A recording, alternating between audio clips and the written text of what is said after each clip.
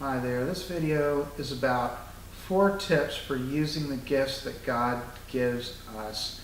The first is that God can multiply whatever we give Him. He multiplies gifts. I like to think of the story in John 6 of the little boy who gave 5 pieces of bread and 2 fish to Jesus. And Jesus multiplied it to feed a whole crowd. I also like to think about Billy Graham, who had this ministry of touching millions of lives to tell them about Jesus.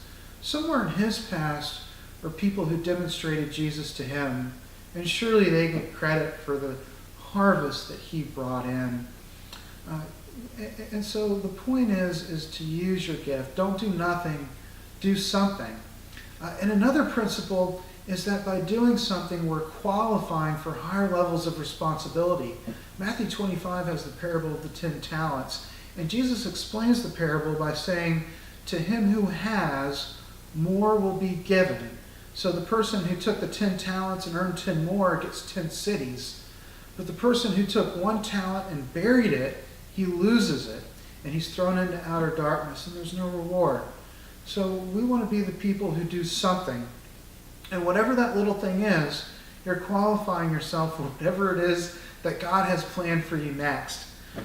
Our second point is that people think about having lots of money and doing mighty works, but one way that we give to God is by demonstrating what He's like to the world, demonstrating His characteristics. Galatians 5 has the fruit of the Spirit: love, kindness, patience.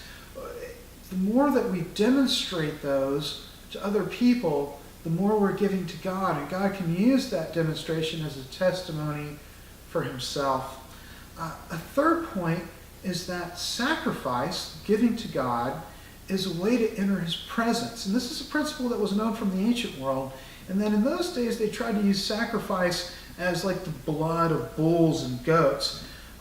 Solomon sacrificed 1,000 bulls before he heard from God. But in the New Testament, we have Hebrews 13 that talks about giving a sacrifice that's pleasing to God, such as praise or doing good for other people. It's not the blood of bulls and goats. It's that we're working for things that last an eternity, not just building on hay and stubble that can be burned with fire, but building on the kingdom of God and helping bring people into it. And our fourth point is just a warning that you should be wise as you go about doing this. Matthew 7 says, don't give dogs what is sacred, and don't throw your pearls before swine.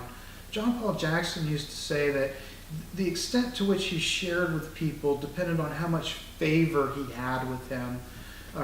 And I've seen myself, sometimes people can be so resistant that challenging their beliefs is like throwing a rock at a hornet's nest. And so we want to be wise and loving and kind. I also saw it like this, that I had a dream where it was the zombie apocalypse. And in this, there are people, the living, who are fighting with the dead. And by fighting with the dead with the tools of the dead, you become dead yourself. And those people were stabbed and then became the living dead themselves, which is a metaphor for the lost. But the way to reach them was with love and to offer them a path of life, to say, I can show you how to live again. Would you like to live again?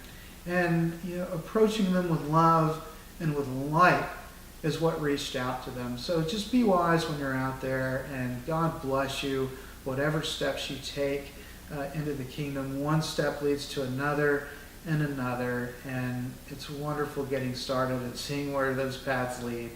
Thank you.